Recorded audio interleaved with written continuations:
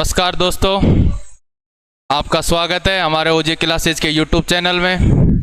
और आज हम बात करेंगे राजस्थान पुलिस की जो आंसर की आई थी कल। तो उसमें बहुत से क्वेश्चन ऐसे थे जो बिल्कुल ही गलत दे रखे थे और बच्चे परेशान हैं कि कैसे उन पर आपत्ति लगाएं, कैसे उनके ऑथेंटिक प्रूफ लाएं। तो आज हम उसी पे चर्चा करेंगे पूरी तरह से कि राजस्थान पुलिस भर्ती के अंदर आपत्ति कैसे लगाएं और दूसरा जो ऑथेंटिक प्रूफ है वो कहां से लाएं। इन सब के बारे में आज हम चर्चा करेंगे।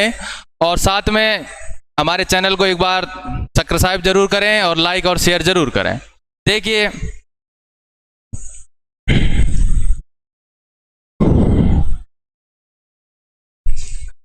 अब देखिए, सबसे पहले तो आपत्ति का मेन सोर्स क्या होता है कि कौन सी, हर कोई बुक थोड़ी मानेगा अगले भाई गाइड दे दी। तो सबसे पहले आपत्ति के स्रोतों की बात करें तो सबसे पहले एक नंबर ध्यान रखना, 6 से 12 की कोई सी भी एनसीईआरटी की बुक हो, किसकी हो, एनसीईआरटी की बुक हो, वो चलेगी।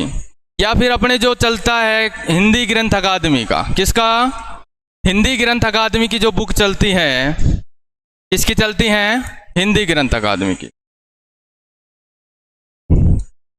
हिंदी ग्रंथ अकादमी की ये बुक होनी चाहिए। दूसरा, कोई भी प्रोफेसर से, मतलब किसी भी जो कॉलेज का प्रोफेसर है उसकी ऑथेंटिक बुक, वो भी चल जाती है। तीसरी बात करें कि रीजनिंग के कहाँ से लगाएं, किसकी, रीजनिंग की जो है वो कैसे लगाएं। तो मेन बात यही आ जाता है कि रीजनिंग का, क्योंकि ऑथेंटिक कोई बुक ऐसा है नहीं, ना ही सजेस्ट किया हुआ है। तो रीजनिंग का सबसे अच्छा फॉर्मूला यही है कि कोई भी जो मैथ का लेक्चरर हो, क्या हो, लेक्चरर हो, उसके पास जाएं और उससे सॉल्व करवाएं। जो क्वेश्चन वो सॉल्व करके आपको क्या देगा, मोहर लगा के देगा। क्या देगा, मोहर। तो सॉल्व करने के बाद वो मोहर लगा के देगा और उसको आप क्या कर सकते हो, अपलोड कर सकते हो। क्या कर सकते हो, अपलोड। तो रीजनिंग का अगर कोई भी क्वेश्चन में आपको डाउट लग रहा है तो आपके कहीं नज़दीकी कोई भी स्कूल हो या कॉलेज हो तो उसके कॉलेज लेक्चरर के पास जाइए या प्रोफेसर के पास जाइए, उससे सॉल्व करवाइए और उसकी मोहर जरूर लगवानी। मोहर बिना वो मानेगा नहीं, तभी वो माने जाएगा। ठीक है, अब आगे बात करते हैं कि आपत्ति लगाएं कैसे, कि कहाँ से सोर्स लें, फिर किस तरीके से लगाएं। तो देखिए, जैसे कि आपत्ति एक क्वेश्चन है 14 जून की सेकंड शिफ्ट में आया था कि ब्लैक गोल्ड शब्द का उपयोग किसके लिए किया गया। तो उसमें जो ऑप्शन थे, एक तो पेट्रोलियम था और दूसरा था कोयला। एक था पेट्रोलियम और दूसरा था कोयला। अब जो आंसर की के अनुसार तो पेट्रोलियम माना है, लेकिन जो भूगोल की 12th की जो बुक है एनसीईआरटी की, उसके अंदर का ध्यान रखना, पेज नंबर 173 पर पेज नंबर जरूर मेंशन करना। जब आप ऑथेंटिक वो लगाओ तो पेज नंबर जरूर मेंशन करना है कि आपको लिखना है कि भाई साहब इस तरीके की बुक है। तो आपको सबसे पहले ये लिखना है कि 12th क्लास की 12वीं की बुक है और पेज नंबर इतने पर।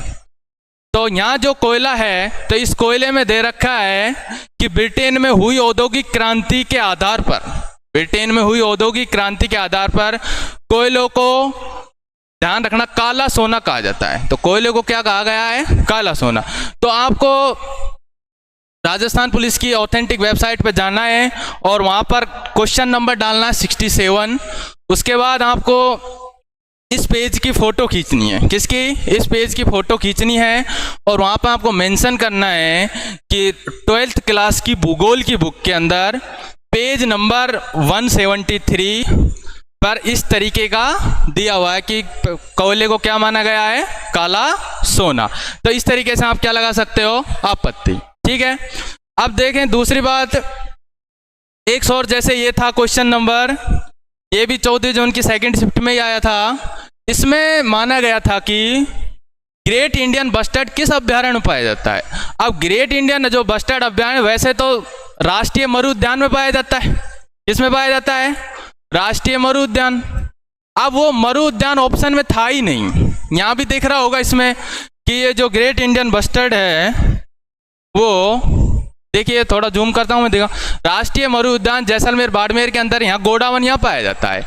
लेकिन उन्होंने जो आंसर माना है बोर्ड ने, तो वो बोर्ड ने क्या माना है, सरिस्का। क्या माना है, सरिस्का। जबकि यहाँ सरिस्का में साफ साफ लिख रहा है कि यहाँ केवल बाघ, जरक, सांबर और चीतल ही पाए जाते हैं। यहाँ ऐसा कहीं भी मेंशन नहीं है कि यहाँ क्या पाया जाता है, ग्रेट इंडियन बस्टर्ड। तो यहाँ से उनको बताइए कि जो ये है वो ये है, इसलिए हो सकता है क्वेश्चन डिलीट ही हो जाए, क्योंकि जो सही ऑप्शन है वो तो नजर ही नहीं आ रहा इसके अंदर, तो इसलिए इसकी भी ज्यादा से ज्यादा आपत्ति लगाएं। अब बात करते हैं कि रीजनिंग का कंटेंट कहाँ से लाएं। एक बार इसकी वापस से बात कर लेते हैं। तो ध्यान रखना, आपके कोई भी कॉलेज हो या आपके पास कोई भी स्कूल हो, वहाँ आपके पास जो मैथ का व्याख्याता हो, उस व्याख्याता के पास जाएं और व्याख्याता से ध्यान रखना, व्याख्याता के जाने के बाद उस क्वेश्चन को आप सॉल्व करवाएं, जो रीजनिंग का क्वेश्चन है उसको सॉल्व करवाएं, और सॉल्व करवाने के बाद उस पर उस व्याख्याता की मोहर जरूर लगनी चाहिए। क्या होनी चाहिए? मोहर, तभी वो क्वेश्चन मान्य होगा। ठीक है, ये बात जरूर ध्यान रखनी है कि उस पर मोहर जरूर लगे। अब देखिए, कुछ क्वेश्चन ऐसे हैं जो बोर्ड ने एक तरीके से चला के गलत माने। बहुत से ऐसे क्वेश्चन है जो बिल्कुल साफ साफ नजर आ रहे हैं कि वो गलत हैं, तो उनको बोर्ड ऑटोमेटिकली जब आपकी ओरिजिनल आंसर की आएगी, लास्ट के अंदर फाइनल आंसर की आएगी, उसमें ऑटोमेटिकली वो करेक्ट हो जाएंगे। क्या हो जाएंगे? ऑटोमेटिकली ही करेक्ट, क्योंकि 4 से 5 क्वेश्चन ऐसा देता है बोर्ड जो रॉन्ग करता है, ताकि आप आपत्ति लगा उनको वो हो जाता है, इसीलिए 4 से 5 क्वेश्चन वो ऑटोमेटिकली करेक्ट हो जाएंगे। बाकी आपको कोई भी अगर प्रॉब्लम हो तो हमारे टेलीग्राम जो लिंक है उससे जुड़िए और वहाँ से कमेंट करके बता दीजिए। साथ में अपने नंबर एक बार जरूर कमेंट करके बताने कि हमारे इस जिले से, इस कैटेगरी से इतने नंबर बन रहे हैं, ताकि हम एक ऑथेंटिक, एक ओरिजिनल, एक सही तरीके की क्या ला सकें, एक्सपेक्टेड कट ऑफ, क्या ला सकें, कट ऑफ। तो इसलिए सभी से यही है कि एक बार कमेंट बॉक्स में जरूर वो करें, ताकि हम कल तक आपको एक्सपेक्टेड एक ओरिजिनल कट ऑफ बता सकें। ठीक है, धन्यवाद।